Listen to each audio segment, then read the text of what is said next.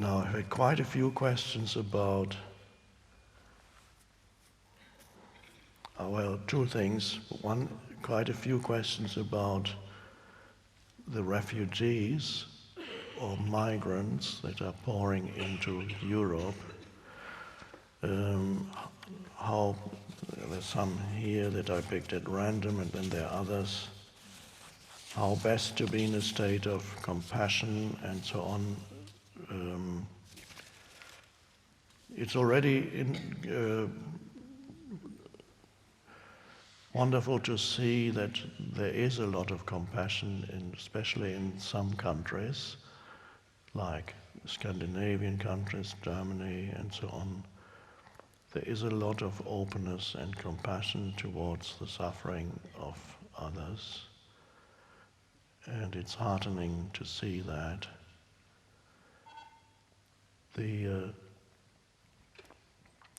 There's also a lot of fear in other countries, and also in Germany and Scandinavia, of what might happen to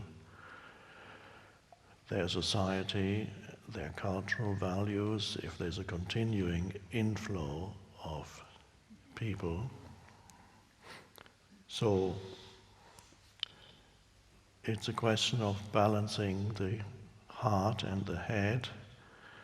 A time will come when there will be no more borders, but at the moment, just as a time will come when we don't need laws anymore. But for the time being, they still have a function. If we open borders totally, then of course the entire social system would break down. There are not enough jobs for everybody. There's nowhere to live after a while. If millions and millions come in, that would be the end. So compassion is wonderful and needs to be balanced with wisdom. Compassion and wisdom. There's a balance, the middle way. The Buddha's recommendation is the middle way. The challenge is initially on a physical level, finding accommodation and work. A greater challenge is the integration, which hasn't really been done very well in most countries. So they need to focus on that, because if they don't focus on the integration, it could lead to huge challenges, which would be fine too, because humans evolve through challenges. But if you can have wisdom, then you no longer need a huge challenge to develop, because by applying wisdom to a situation, which means a balanced view, by applying wisdom to a situation, you prevent it from becoming a huge challenge.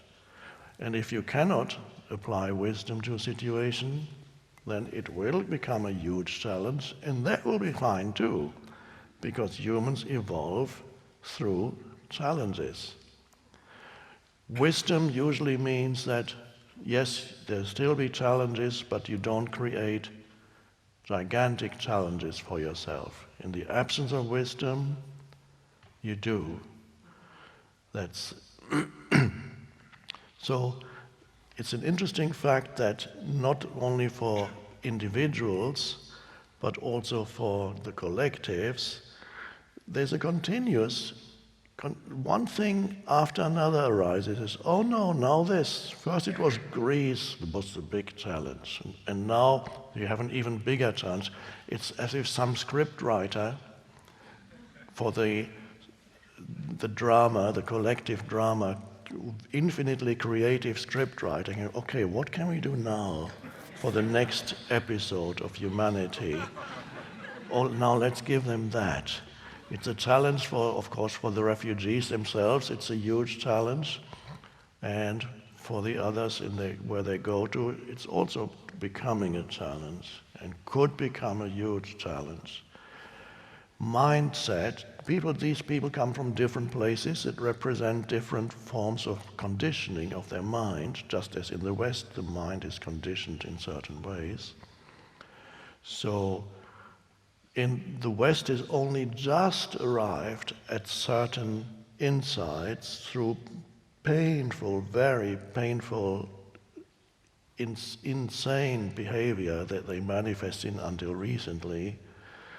They've only just arrived at a fragile realization of the importance of seeing another person's point of view, another coming to a compromise rather than wanting my way or our way, through incredible suffering that they inflicted on themselves. They've now arrived at this fragile point where they value tolerance and compassion. And that's been a long road, and it could be lost again easily.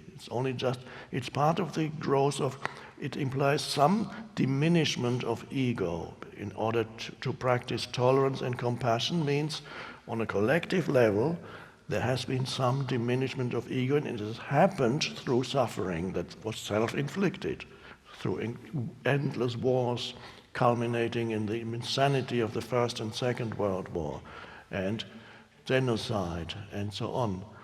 So all that self-inflicted suffering has finally brought them to this point, and it has been going on for centuries.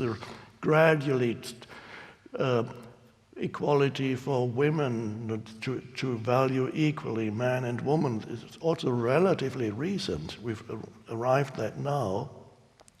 The separation of church and state also was a relatively recent achievement, and that took centuries again of struggle. And not all parts of the world have arrived yet at that stage. They're still stuck in other more intolerant mindsets.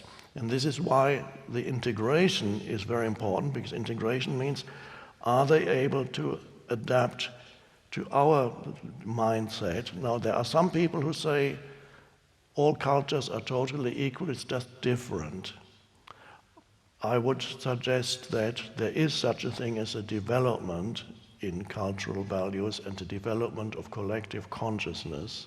And if a society displays compassion and tolerance towards others, that is a sign that there has been a development in consciousness in that society. And if another society displays intolerance, then that hasn't happened yet. Even in European societies, not that long ago, there was huge intolerance. So, what is the mindset that people come with? Are they able to undergo the shift? That is the question. Is there going to develop an alternative society that has a totally different mindset in the same country? That remains to be seen. It is a challenge. There are many good signs. It's wonderful to see the compassion that is in many humans now in Europe. And it is also understandable that in others there's also fear. There are some small minorities in Europe that are very unconscious, that violently attack or try to attack immigrants, but that group is relatively small. So let's see where this challenge takes us. Humanity ultimately is going to evolve as a whole, as a single organism, more and more. So, and it seems natural that there's more coming together now of cultures that before were totally separate. Now it's growing into something that we cannot foresee what form it exactly it will take. Societies that are still in a different mindset, there are still places on the planet where the collective mindset corresponds to the Middle Ages in Europe. Not saying that those places cannot have humans who are highly evolved, just as in medieval times in Europe there were human beings.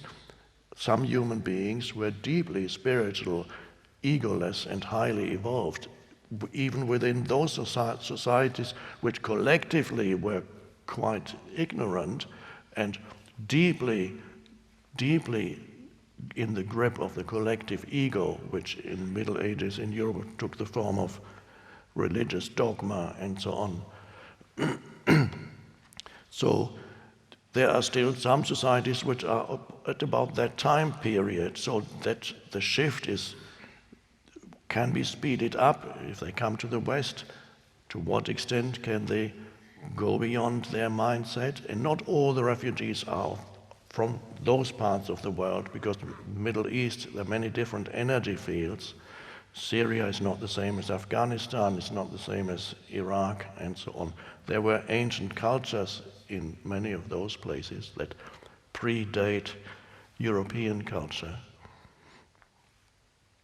And Islam, for example, in itself, Islam in the Middle Ages was more advanced and more tolerant than Christianity, more culturally advanced. And so it's not the religion, a religion does not exist outside the consciousness of the people who practice the religion. So really, it's what is the state of consciousness of the people who practice the religion. It doesn't exist outside of that. It's something in human consciousness. This is a huge thing that perhaps some other time we can talk about it in more detail. So let's welcome the challenge and see if you, on a personal level, if you live in Europe and you can help, you feel called upon to help, that's a wonderful thing to do.